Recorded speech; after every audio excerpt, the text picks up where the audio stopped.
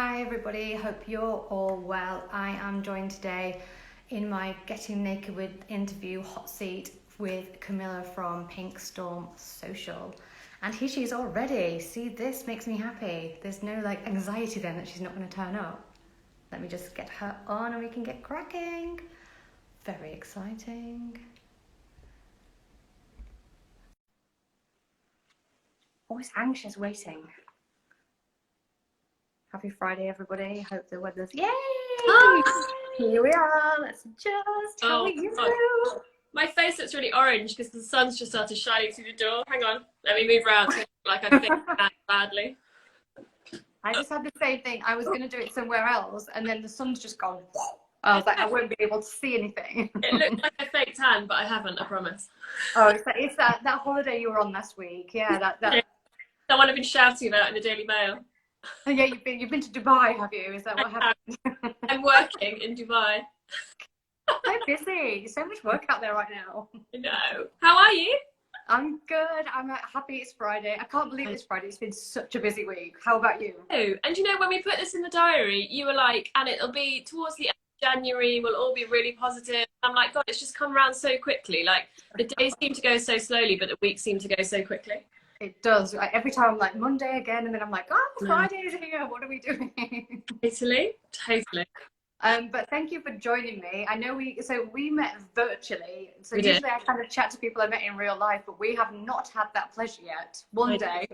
One day we will. Sorry. Lockdown. No, thank you so much for having me. It's so nice to be here, especially Friday. It's really lovely. Thank you. Yes. Nice way to end the month, shall we say, and the week. Yeah, so I want to know all about you, and I should say, we've done a little interview on the blog if anyone's wants to go and have a good poke around, but this is the live version where anything can go wrong and you might find out even more juicy stuff. So how did you get started in this whole thing then? So you grew up in the Cotswolds, right? So beautiful. Yeah, I did. I grew up in the Cotswolds. I was super lucky, just outside a little town called Stow-on-the-Wold. Very picturesque. And when I moved to London, I fell into an admin job. Well, actually, I went for an interview for an admin job, but the guy said you'd be much better suited in our marketing department. So he literally, I feel really sorry for graduate these days because it's really hard to find a job. But when I was looking for a job, he literally took me to the marketing department, introduced me to Anne, head of marketing at the time, said, I think Camilla would really suit your team. And that was it. Next week, I was there working. Bish, bash, bosh. If only it was that simple. I know. Amazing. So I'm lucky, and because it was quite a small team, I managed to learn loads about marketing. Anyway, long story short, moved to the country, needed something to do, couldn't commute into London, so I went in social media, and that's where it kind of began, really. That's quite exciting. I think, yeah, I was always, it was where you begin is always really interesting, isn't it? And usually it's you pick up quite a lot of things and then you go on to hone it down, because I think you said that your degree was completely pointless, which I did enjoy. It was so pointless, and I wish I'd done business and marketing now, but you can't turn back time, and I've been really lucky with the opportunities I've been given. But yeah, I did history of art, which was a complete waste of time, but really good fun. Well, I think everyone's the same though. I don't even think they really had anything PR or marketing specific when I went to uni. It was I did English, and I mean, it not useful, but yeah, you're right. There wasn't really the kind of get your hands dirty, get in there. It was all very, yeah, highfalutin, wasn't it, at the time? Completely. I would really recommend that people have a real think and actually think about the apprentice there, because if you go straight into it, you really do learn when you're on the job in a small team. You pick up so many skills, don't you?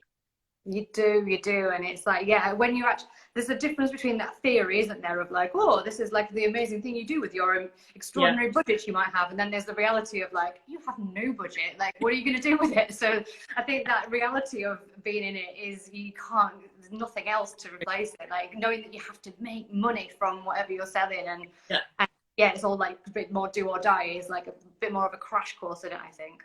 Totally, completely. Yeah, so then this was your first job, or first marketing job then? Yeah, so I worked in-house in London for 15 years, but this was my first job kind of working for myself, going freelance. And it's been great. I mean, there are definitely highs and lows. I love working for myself, but I really, really miss being part of a team. It's hard to motivate yourself when you're working from home, but that's where Instagram is amazing, because my Instagram community feels like working team, really. There are people I speak to every day, there are people that I kind of sound off. We have a nice group that we interact with all the time. So I'm super lucky that Instagram's there for me. But yeah, this is my first freelancing job for myself. I love it. And so did you know you kind of was going to set up this business, or was it more like you'd see how you went for a bit and then you were like, okay, let's do it? I always knew that I wanted to set up something for myself. I kind of envisioned I'd have one or two key clients. I never really, anticipated the need for social media help. And actually, I've been really lucky that now in kind of Oxfordshire, Warwickshire borders, and there are loads of people like me who set up on their own and need help. So I've been super lucky with where I live, but also the people who live around me who need help. Definitely. So do you kind of have that, like you have like lots of day-to-day clients, and then you obviously give out lots of like really helpful advice. You do lots, like almost like promoting yourself as well as a business. So you do like those things in tandem. Yeah, completely. And Instagram, I obviously decided to specialize in Instagram because I loved it. I'm a visual person, and I've always loved the platform. And I thought, right, I'm going to make that where I concentrate my efforts. And I've been really lucky that it's worked really well for me. You know, I've tried to increase my visibility. I've tried to put myself out there, and by doing that, I've got from it what I put in. Does that make sense? 100%. I think there's a lot of people that always ask, like, and they'll ask me about, you know, clients I've got, how do they do it? How do they get there? And it's like really just by doing it almost every day and being really brave, isn't it? There's not like a magic bullet somewhere that if you just use this filter, it's going to like make you 1 million followers. It's not quite as easy as that. No, and I think it's organic as well. Like if you put yourself out there consistently and you're relatable and approachable, I think you'll find that in turn turns into sales, it turns into business, it turns into inquiries. It can happen very naturally. It doesn't have to be forced. Definitely. Is that kind of how you got your business up and running then, by using Instagram to kind of find your clients? Yeah, 100%. Instagram is absolutely integral to where I've got, and I'm nowhere near where I want to be, but I feel like Instagram's really given me steady work, which has been amazing. So yeah, as soon as I saw it started working for me, then I kept pushing it, and I tried to be consistent, and it does pay off. Instagram and LinkedIn has been really fun. And what do you feel like every time like a new social media platform comes along? Do you feel like you still want to stay where you are, or do you feel yourself like having a little look and thinking about those too? It's really interesting, isn't it? Because obviously Clubhouse has come out quite recently, and there are two camps, aren't there? People love Clubhouse. Other people who maybe haven't tried it or don't really understand it are quite easy to stand back and say, oh no, awful. But I will always be loyal to Instagram because I know that my target customer is there. I know my audience is there, and I know that it will work for me. But I do like to try things because I think as a social media trainer, you've got to try all the platforms before you advise your clients. You know, if someone comes to me and says, what do you think of Clubhouse? And I say, oh, I don't know. I don't think that's a great thing to say. So I'm always keen to try the new ones. I 100% agree with you. I had an ex-boyfriend that he hated Instagram. He just thought that I was like attention seeking or something. And I was just like, but how can I tell other people how to, like, I have to understand it, because I feel like it is quite innate. Like you have to be in it to know what's, you know, the new thing, or, you know, how everyone's feeling, and like it's quite intuitive, isn't it? So I feel like it's like, how could you do your job without really being immersed in it? It's quite nice, isn't it, to really feel like you know inside and out. And it's such a shop window for me. Like obviously I've got my website, but that's static content to me, really. I mean, it's updated but not updated every day. But Instagram is really where I send people to look at my work, my posts, my captions, you know, my stories. If I'm on Instagram, I send them to my page to learn. So for me, it's 100% my shop window, and it's where people can go and browse, see what I do. Yes, it's fun. It's just such a great platform, isn't it? And it's had so many changes over the years. But let's go to your so how did you come up with the name and the branding? Because I know there is a bit of a story to your branding, isn't there? There is a bit of story. When I first set up, which must have been dates confuse me, but maybe 3.5 years ago, I set up as Natterbox Communications, and I was probably 6 months down the line before I got an email from a telecom firm in Croydon who hadn't registered their name on Companies House. So I did my checks and I realised that no one else was called Natterbox. So I registered, I paid all the fees, I paid for my branding website, and then I suddenly get this call. and they said, we're going to take you to court because you are trading under the same name as us. And I was like, oh God, what do I do now? So anyway, I think I'd have been really scared at that point. it was like, it came from an official solicitor. It was a fairly scary letter saying, we're going to take you to court, we're going to sue you. And I was like, oh God, shit. So I got in touch with the lawyer, obviously, and he said, well, you are within your rights to fight it because they haven't read the name. Technically, you do both work under marketing. He said, so you can go to court, you can spend lots of money, you may win, you may lose, or you can accept defeat because they've been trading for 7 years and change your name. So luckily we came to an agreement, paid all the costs that I paid so far, and I changed my name to Pink Storm. And it's been a blessing in disguise because actually I feel like Pink Storm is much more suited. It's pink, which is my favorite color. It's lightning bolt, and I just love it. And it was with your husband, wasn't it, that you kind of came up with the whole thing? So yeah. You're working like quite a nice team, are you? Oh my God, he is literally the brains behind Pink Storm. I couldn't do without him. Like HR, MD, CEO, financial director. He does all the stuff that I just have no capacity. Yeah, you're like, no. So yeah, we brainstormed and came up with the name together, which is really nice because he feels like he's involved, which is great. I love that. Like I came up with my name. I was faffing about wanting to start a blog, and my friend was like, I'm sick of this. Like, just get on with something. And she literally just got me some wine and got her notebook out and did all these, like, she's just like, what do you want to stand for? So yeah, it does take someone else to bring it out. Did either of you get naked? Where did the naked girl bit come from? Naked PR? It was supposed to, well, I was hoping to be naked PR, just naked PR, because it's all about honesty. Yeah. So at first she was like saying to me, she's like, oh, so, you know, is marketing going to be in this blog and PR? And I was like, oh, no, not at all. But as we went through the thing, she was like, yeah, so really it's all about PR. And I'm like, all right, whatever. So we had this whole like standoff.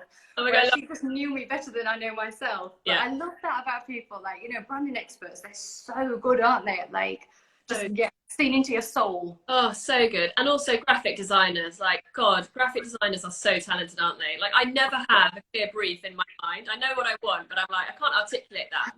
For some reason, they really get it. I use an amazing Pauline Lock. She's literally paulinelock.com for my branding. And then for my website, I use Katie at Peak Design, and I cannot recommend enough. They are brilliant. Honestly, you never regret spending that money on that branding, especially like if, you know, it really feels like it's yours and it really fits with you, and you like, it's the best thing to do, isn't it? I really agree with you on that. Completely. I think also if you have a strong website and strong branding, it makes you feel much more confident in your offering. It's funny, it's all like kind of psychological. If you have a bit of a lukewarm logo that you're not 100% keen on, you would feel slightly reluctant to promote yourself, I think. Yeah, and especially I've got, you know, I understand why people want to go to those websites and sort of buy a logo off the shelf, so to speak. Like, I understand, but at the same time, I feel like you don't really solving anything because you're getting one that's similar to other people, or you know, it's not good. The whole job of it is to like feel like it's part of your brand, and you know, the kind of thing that can like live with you for a long time, not something that you go, oh, I've gone off that after a month or whatever. So yeah, I think it's worth its weight in gold, really. Definitely, 100%. So you've seen like all the industry changes over the years. How have you seen it change and evolve from when you first started your business to now? I mean, when I first started, Instagram was very much post a picture, write a bit of a caption, and those now were the days. Now it's so much about the social bit, isn't it? I said in my blog that I think social media is now social post media. It's all about building your community and increasing your visibility, connecting with your audience. That's what really matters. Obviously, the creative matters because you want people to notice what you're posting, but actually it's the messaging and the captions that really matter these days. So much more, especially over the past nearly 12 months. You know, during that, social media's changed a lot, I think, and it's all about showing your personality, being relatable. People need to trust you, take you seriously, I think, and that's where social comes into its own because it's such a great platform to be able to do that.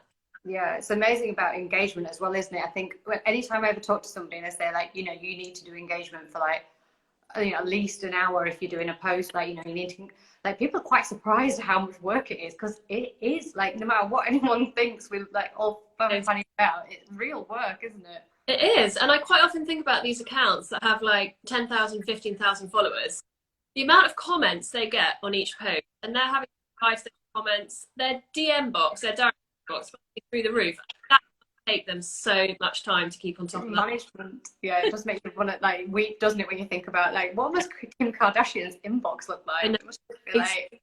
But it really does make a difference, because you know it's so important to the algorithm that you are responding to comments, that you are building a community, that you're responding to direct messages, and if you do, it 100% pays off. Yeah, it does. I think there's a you can do Instagram and not really engage, or you can be in the conversation, can't you? And they're like almost like two different things. Like if you're just whacking a group post through, it's not like, it's very tempting to do, but it's not going to work, is it? I know. People always ask me, well, how much time do I need to spend on Instagram? And I'm like, well, there's no definite answer to that. I can just tell you that the more you put it, the more you'll get out of it. Oh yeah, it is like that, isn't it? It's totally, yeah, it is. It's very much like, yeah, you get rewarded for it, don't you? I think 100%. Yeah. So what do you think the future is going to look like for it then? I think in your the answers in the interview, you said you think it's going to be a lot about shops. I think you said. Yeah, I think shopping is going to be massive with what's going on in America with, you know, Instagram checkout. Don't actually have to leave Instagram to make a transaction. That's definitely going to come to the UK. So people are spending more money. But I also think it's going to be, well, video content obviously just keep going through the roof. I don't think we'll see, I'm hoping we don't see another major introduction to the platform like Reels. I know. Reels. I know. Every time they do another one, I'm like, oh no, stop it. I know. But I think if you find your sweet spot, it makes it easier to work out what works for Reels. So I've realised actually I don't have to do any moving around. I can just stand and talk to the camera on Reels, and that makes it work for me. I think if you find how each feature works for you, it becomes a bit easier. Yeah, like it's like having almost like your fingerprint, isn't it? Like work out what bio works for you, work out what caption works for you, work out what reel works for you. Like you don't have to be leaping up and down and changing your clothes and stuff. And it's all a learning process. You've got to learn from what you do. You've got to work out what works for you and then do more of what works. There's no point plodding along doing the same thing all the time and getting mediocre results. Like if you find that your followers have plateaued and you're not increasing, or your engagement maybe gets tilted, then you've got to change it up. You've got to do something.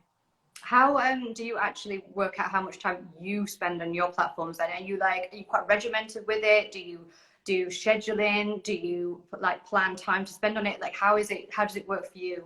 And how long do you spend doing Reels? Are you like a Reels expert now? You're like No, I would say my friend Kirsty at Rebuildagram is a Reels expert. If anyone's looking for Reels tutorials, go to but I would say I am very regimented about it. I'm not a planner though, so that's the one thing that really let me down. I don't plan, I don't schedule, because I like to produce content that is kind of timely of the moment. So I tend to, on a Saturday or a Sunday night, have a look at what my audience have been talking about the week before, what questions I've been asked, maybe what direct messages I've been asked, and then work out what posts I'm going to post that week following the kind of conversations I've had the week before. And then I'll think, right, that's going to be about engagement.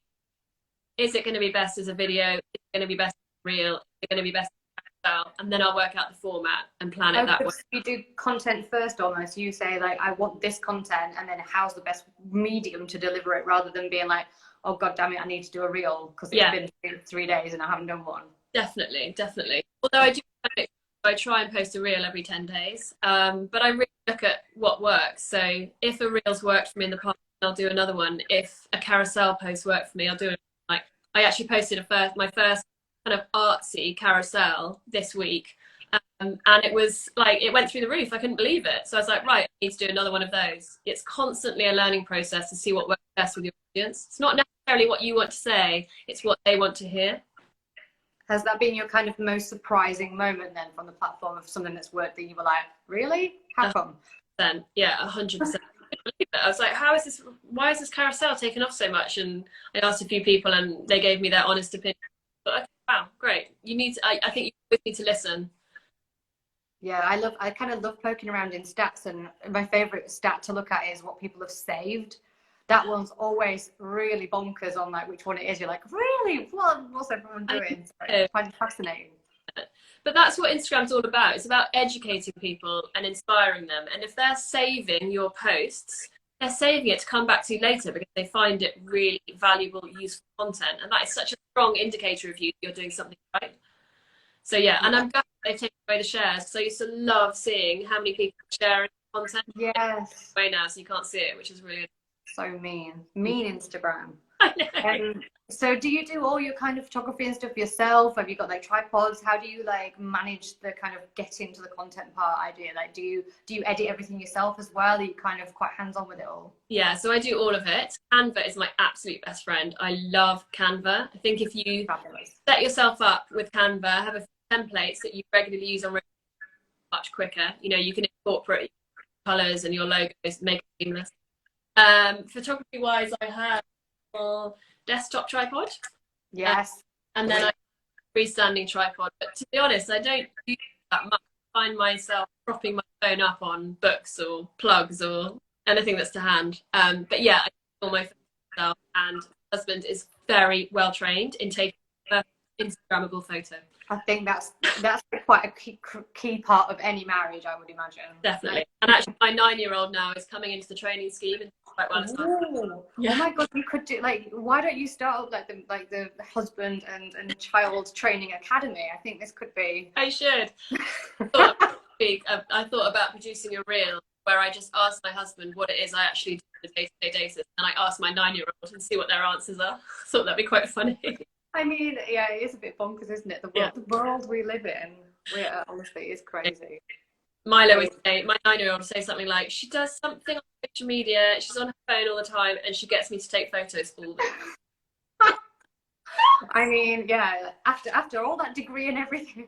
Completely. But actually, I would say that one thing that really helps with planning content is if you're constantly taking photos.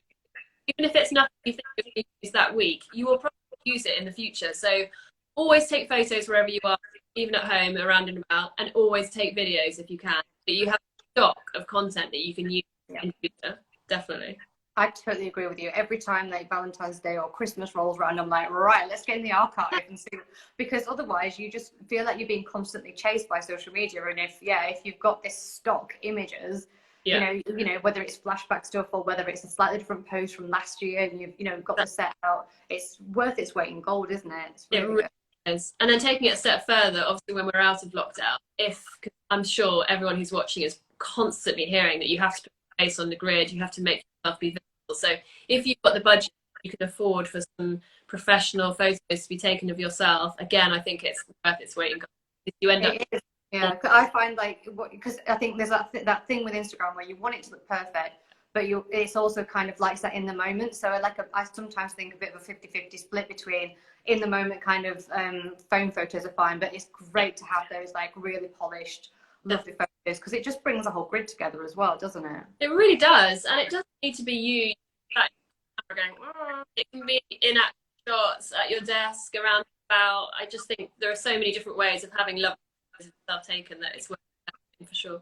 I totally agree. And you've got I think we talked in the interview as well about your branding as a person. Like you've got, your kind of colours and aesthetic. So what are those for people that would be wondering about how to do their own personal branding? Oh God, it's so difficult, isn't it? I feel like mine's really evolved. It wasn't like that from day one. It's the kind of style that I've fallen into that I know works. I'm quite a casual person, to be honest. I'm always in jeans and trainers. I've never dressed up. I always wanted my brand to be quite informal. Yeah. I knew that I wanted it to be quite feminine as well. I just prefer, just for me, I prefer working with female business owners. So I knew it was always going to be quite a feminine brand. So I would say that I learned along the way and kept listening to my gut about what I liked and what I didn't like. And that's where I think you get the real gold. But definitely invest in some help with your branding. Like, it's really difficult when you're involved right inside yourself, isn't it, to work out what works best for you.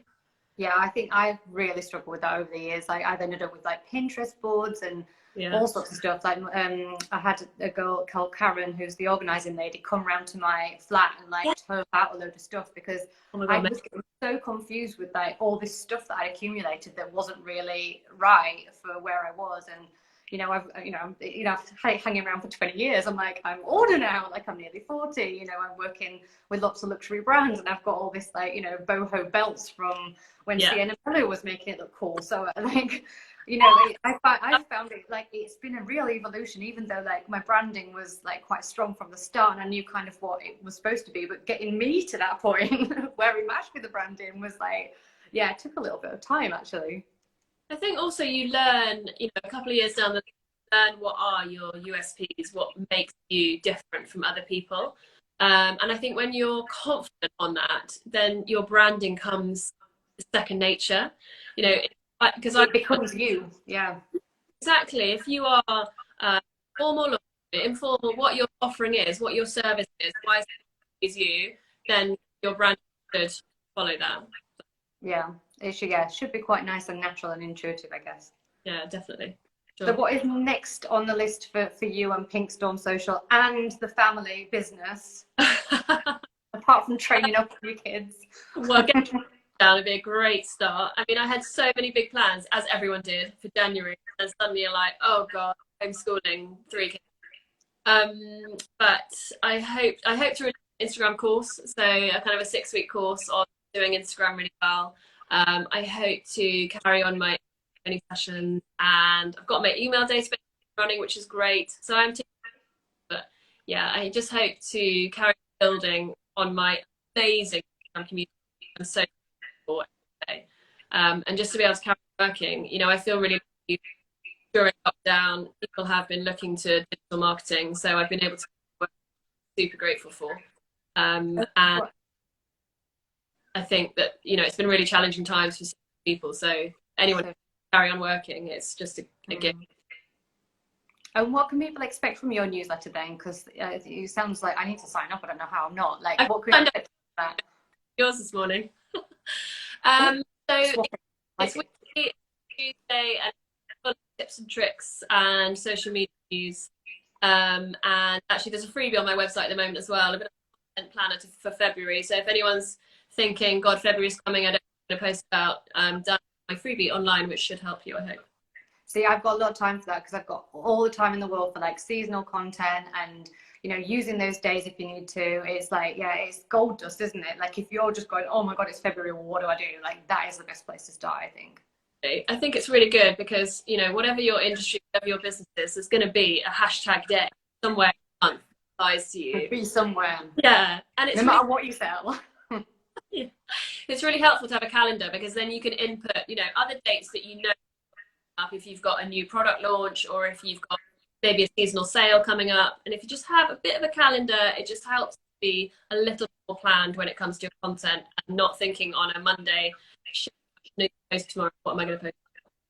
So what would be like your big, like one social media tip, like one thing you've either seen this week or one thing that you'd be like, if anyone's watching and they're a bit frazzled with social media and what to do on Instagram, what would be your like one big tip for them? So I would say, one big tip, I would say utilize Instagram stories. Like if you haven't got time to be planning grid posts, just make sure you're showing up on your story because, stories are arranged in chronological order. So every time you upload a story, your logo in front of you, your newsfeed isn't arranged in chronological order, created to you. So if you want to stay you want people to still see your logo, remember you, make sure you are active on stories. If you can upload a story every day, you're doing really well. So 3 a day, amazing. So yeah, utilize stories. I'm really glad you said that because I just find like when stories first came along, I found that they were really engaged and really interesting and you get quite a lot of views. But over the year, it seems to have like really got less people on it, so to speak. So what kind of, in what way are we showing up? Do you think it's like you have to have your face on camera? Do you want to be sharing tips? Does it need to be beautiful? Because yours are always beautifully presented. Is that kind of the way to go now? Like what's the kind of hot thing to do with stories that you think works? So look at your stories as communicating with your current followers. I wouldn't necessarily use Instagram stories as a tool for gaining new followers. But I would say that if you are struggling to find time for Instagram, then concentrate on serving your current following as opposed to trying to build an audience. And they just show up authentically. If you are confident with social, then absolutely talk to camera and show face. Like there's nothing like building your audience, like talking to Camilla on Instagram stories. It's amazing the power it has. But if you're not confident doing that, then don't feel you have to. Just post, you know, still behind the scenes, authentic content, be polished. Stories are designed for non-content. Anything that's related to you, anything that's related to your brand, you know, use the engagement stickers, the question stickers, the poll stickers, get engagement on your account that way through stories. And just go for it. You know, don't think I can't post, it's not good enough. Like, just honestly post it. It will be fine. And what's the worst that can happen? Like Instagram stories last for 24 hours and then they disappear. Just do it. I agree. It's the process of doing it more and more. I agree. Yeah, it's like I always say that, like, start small, build up, and especially with being on camera, like I think a lot of people are really quite scared of it. And I was terrified of it. I don't know if you were when you first did it. Like I used to turn my stories black. I used to put a filter on to make it black and white because I was so terrified of anyone seeing me. Like, this is the level of ridiculousness. And I was just so scared of it. And I filmed it about a million times as well. Like, I was terrified. But you do get used to it, don't you? Like, you know, even the thought of going live a year ago, I'd have been like, no way. Like, but you know, you do get used to it the more you do it. So yeah, starting up and definitely. I think especially with lockdown, when no one can get out and connect with people in real life, you know, connect with them via media, because it's a great second best for sure. Yeah, amazing. I'm just going to check the time because I know we didn't have much time. And I just wondered if anybody, I see a lot of people like putting thumbs up and stuff. If anyone has any questions, we've got a few more minutes. Oh, thank you. Everyone's been so nice. Everyone loves your newsletters as well. I can't wait to get on. Oh, don't be brilliant. Pointed. Can't see. And you send them out twice a week, did you say? No, once a week, every Tuesday. Once a week. Yeah. Lovely. And do you find that takes quite a lot of time for you to do, or have you just got into a rhythm with that as well, where you're like, oh yeah, it's easy, just get on with it? Well, they only started at the beginning of the year, so it's very new to me. I did an amazing course with Helen Perry. She was at Not About the Kids. Now Perry. She does an amazing email newsletter course. She did at the back end of last year, so it was always on my to-do list. So I started them in January, and actually, one of those things, just like showing the story. Before I did it, I was like, oh my god, it's so awful. Got to do it every week. What am I going to write about? But like we said, once you start, it gets easier. Actually, cut them out quite quickly, which is nice. Yeah, I think I agonize a lot about my newsletters. I'm like, I've definitely agonized over them and found them like a bit tricky, because it's like trying to, I don't know, work out what your audience wants, isn't it? And serving them, I guess. So true. But I think it's the same as Instagram or social media. Listen to what people are talking about, listen to conversations, have a look at other people's posts, have a look at comments underneath, see what conversations are going on, and use that as inspiration for content. So we've just got a quick question about how important hashtags are, and I think we've got like a few more minutes. Hashtags are very important, especially if you're trying to reach new audiences. So you can use 30 hashtags post and 10 in a story. When it comes to a post, you want to think about dividing the hashtags into two kind of groups. Your first 15 is going to be about what that post is about. So if it's a handbag that you sell, it's going to be all about handbags. Your second group is going to be about people trying to get in front of you. So they're called community hashtags. So people who like buying bags, that should be the focus of your second group of 15. And, you know, every time you use a hashtag, you have the chance of appearing on the Explore page. So if you use 30 hashtags, you have 30 chances of appearing on the Explore pages. Whereas if you use 5, you have 5 chances. So try and use 30 if you can. Sorry, I know we're a nice lottery. Try and mix them up, so don't use the same group every time. And then a little tip for you, you can check if your hashtags are working for you. So when you open up your page, in the bottom left-hand corner, there'll be a View Insights button. If you click on that View Insights button and scroll down the bottom of that white box, you'll see how many new eyes, so not current followers, how many new eyes are seeing your post from the hashtag you're using. So it's a really good idea to keep an eye on that figure and make sure your hashtags are working for you. If they're not working, chop them up. Change them. There you go. And just so the course that you did was with Helen Perry, who used to be called Not About the Kids, but is now called, I think there's some underscores in there, but Helen Perry. Yeah, I'll make a comment. If you post this to your IGT, yeah. And also somebody's just asked about the Reels person that you were recommending. Reels is Kirsty at Rebuildagram. Actually, as it sounds, Rebuild Rebuildagram, and she guru on Reels, so she'll give you an hour session on how to make Reels, and it's great. Amazing. I'll add it all to the caption as well, and we can make sure everyone can find everyone, because it's going to be, I think it's really useful. I really enjoyed chatting to you. Got any questions, don't hesitate to direct me. I'm always here on Instagram. Yay, we love it. It's been fabulous. Anyway, thank you so much for joining me on this lovely Friday. I can't wait to go and do more experimental Instagramming now. I know. Well, there's nothing else. Inspired me. It's not like we've got grand plans for the weekend. We can all just sit there and plan our content for the next week. Exactly, yeah. Plan when we're off to Dubai for work. Yeah. I love that. We're not really doing that, just in case. Love it. Thanks. Right. Thank you, my love. I'll see you later. Bye.